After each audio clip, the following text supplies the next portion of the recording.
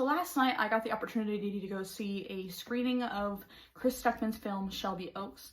This was my first screening I've ever been to in my entire life, a pre-screening I should say.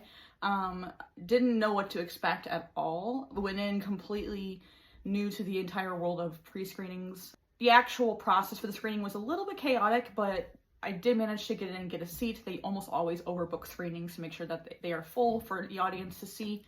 And also Chris himself showed up at the screening before the film, talked about his excitement for the film, and then came back after to do a Q&A, which was incredible. I actually got to ask Chris a question at the Q&A. Really great, cool experience to be able to have. And as somebody who's been completely hyped about this film since Chris announced he was making it a couple of years ago, I am just floored at the fact that I got to go see it and also see him. It was just really, really incredible and a really cool experience. But all that being said, this is my unofficial review of Shelby Oaks because I am not typically a movie reviewer in that kind of sense. I do love film, but I never really get to talk about it in the degree that I'm going to go here. So here we go. Shelby Oaks was directed by Chris Stuckmann, very first directorial debut. It is about a young woman named Mia, whose younger sister Riley goes missing after she is part of a group called the Paranormal Paranoids on YouTube and explores the abandoned town of Shelby Oaks. I absolutely loved this film. The hype for this film was incredibly real for months prior, even like years prior, when Chris announced the Kickstarter campaign. I've been following Chris's work for over a decade now. Huge fan, and I was very much happy to help contribute to the Kickstarter and backing program to get the film off the ground, and was not disappointed at all when I went to go see this film. Great performances all around. Camille, Sullivan, Dunn, fantastic work. Very like raw emotional performances, and you could really feel the chemistry of these two characters before the main event of Riley going missing happens. You can kind of feel how close they were as siblings, and it just really hits close to home. Cinematography, gorgeous, color grading, very eerie, and really gets under your skin. And I'm not gonna lie, there are several points in the film where they're in a particular location, Mia in particular, where I'm just like, I know you're looking for your sister, but you've gotta get out of here. There's so many red flags, girl. Why are you still here? I know what you're doing, but good God, it's scary. Get out of there. Really effective, creepy atmosphere all around. Some really great scares in the film, a lot of really great subtle scares. It really reminded me quite a bit of Longlegs. Just the little background, like wide angle shots where you like see like characters kind of off center and you're looking over to the other side to see if you see anything, and sometimes you did.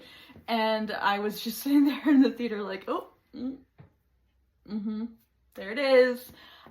Really creepy background kind of shots and scares that are super subtle.